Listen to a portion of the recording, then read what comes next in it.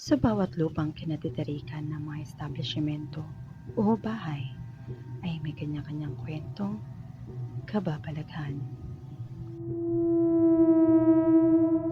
Ako si Kulot. Gusto kong ibahagi sa inyo ang kwentong kababalaghan sa dati kong pinagtrabahuan. Ako ay dating front desk sa isang spa sa Recto, Manila. Maliit lang ang pwesto ng salon. Patingala mo mula sa front desk, matatanaw mo ang balkonahe sa pangalawang palapag kung saan mayroong mga massage room na sakto lang na magkasya ang kama at ang masahista. Sa unang palapag naman sa likod ng front desk, may 5 stool chair at may maliit na CR sa dulo. Maliwalas ang spa kahit maliit at medyo masikip. Nakadagdag din ng saya ang anak ng manager namin na napakabibo. Tawagin na lang natin siyang Snow. 4 na taong gulang siya nung panahon na iyon. Isang araw, naglalaro si Snow at nang bigla siyang lumapit at hinila ako.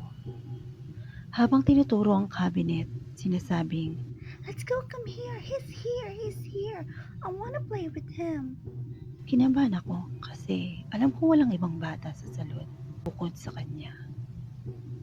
Pero nilakasan ko ang loob ko para buksan ang cabinet ng dahan-dahan. Wala namang tao, Snow eh. He's here. I saw him. He don't wanna play with me. Nangilabot ako. Pero pinagsiwalang bahala ko na lang. Dahil nisip ko likas naman sa mga bata na may imaginary friends. Kinabukasan, na-assign ako as closer. 11:00 na ng gabi. Nag-aasikaso na ako para magsara ng spa dahil nagsiuwian na din ang ibang staff. Sa gitna ng nakakabihing katahimikan, may narinig akong tunog ng takot na naglalakad palayo sa akin patungo sa hagdan. Binaliwala ko kasi sabi nga, huwag na lang pansinin para di nila malaman na naririnig o nararamdaman mo sila. Dinaan ko sa pagkanta para mabawasan ang katahimikan at di ko na rin marinig ang tunog ng takot. Nanginginig ako sa takot dahil ako lang mag-isa. Di ko na malaya na wala na ang tunog. Ngunit sa di mapaliwanag na dahilan, biglang hinilang aking mga mata na tumingin sa itaas. At dun, nakita ko ang isang babae na may mahabang buhok na nakatungaw sa akin. Katulad ng mga nakita natin sa palabas. Di makagalaw, di makasigaw. Ganoon ang nangyari sa akin. Di ko na maalala kung gaano katagal na nakatulala sa kanya. Tila nagilising na lang ako sa isang busina ng sasakyan at wala na ang babaeng nakadungaw sa balkonahe.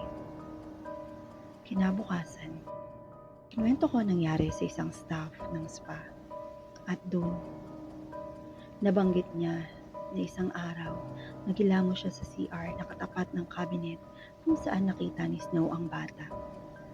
Habang naghihilamo siya, ramdam niya na may tao pero inisip niya baka imahinasyon niya lang ito. Hanggang sa nagbanlaw siya ng muka at tumambad sa kanya ang isang malaking lalaki na nakaharap sa sulok ng CR at nakasandal ang noo sa pader. Sa sobrang takot, napakaripas siya ng takbo palabas ng CR at mula nun, di niya na magawang mag-CR, lalo na kapag pumatak na ang dilim. Isa kaya silang pamilya na dati nang naninirahan doon? O isa lamang sila sa mga ligaw ng kaluluwa?